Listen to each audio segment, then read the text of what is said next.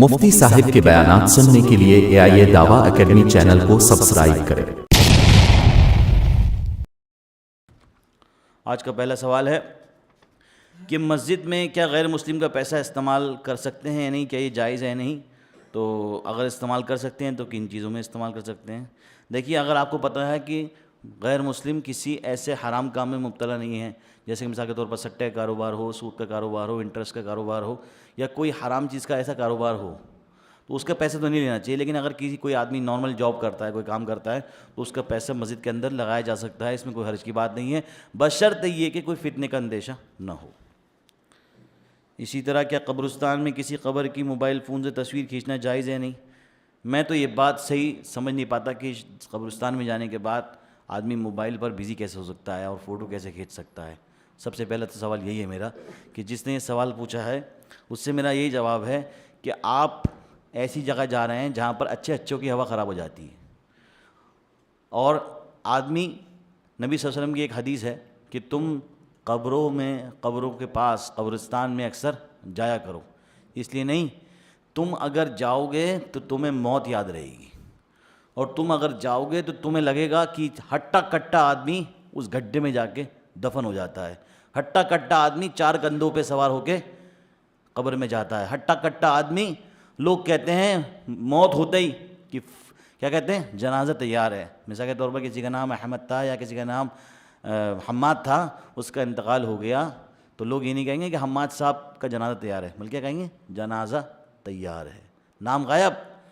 تو آدمی چاہے کتنا بڑا ہو، یہاں تک کہ میں نے آپ کو ایک واقعہ بھی سنایا تھا کہ جب ملک فہد بادشاہ سعودی میں ان کا انتقال ہوا تھا، تو جیسے حرم شریف میں جب بھی انتقال ہوتا ہے تو مؤذن صاحب اناؤنس کرتے ہیں الصلاۃ علیہ یرحمکم اللہ، یعنی کہ جو انتقال کر گئے ان کا جنازہ کرنے کی تیار ہے۔ تو جب بادشاہ کا انتقال ہوا تو سب کے ذہن میں یہ سوال آیا ہو کہ آج مؤذن صاحب کیا بولیں گے، کیا الصلاۃ علی الملک کہیں گے، کیا بادشاہ کا نام لیں گے، کیا کہیں گے، نام بول کے کہیں گے؟ تو تب بھی انہوں نے کہا الصلاۃ علی المیت یرحمکم اللہ، کہ تم بادشاہ ہو، تم کوئی بھی ہو،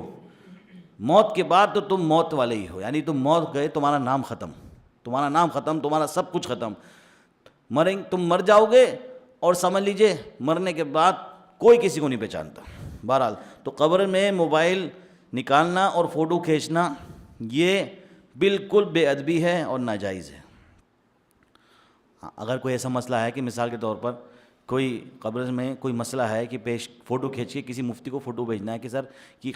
قبر ہے ایسی ویسی ہے، تو وہ ضرورت کی بات ہو گئی، لیکن ایسے ہی تصویر کھینچ رہے ہیں کہ اچھا صاحب یہ ہوا ہے، یہ سب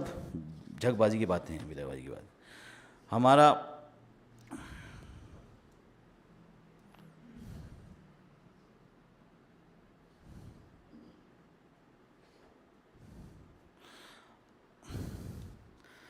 ہمارا باربیکیو فاسٹ فوڈ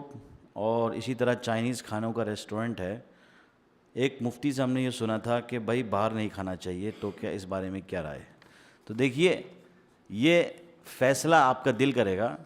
بہرحال اگر آپ باہر کھانا کھاتے ہیں اور آپ کو پتہ ہے کہ وہاں پر جو آپ کو کھانا مل رہا ہے وہ حلال مل رہا ہے، اور جو کھانا آپ کو کھلایا جا رہا ہے وہ بالکل صحیح طریقے سے بنایا جا رہا ہے، اس میں کسی قسم کی کہتے ہیں نا کوئی اللہ کی نافرمانی نہیں ہو رہی ہے، سارے کام ہو رہے ہیں،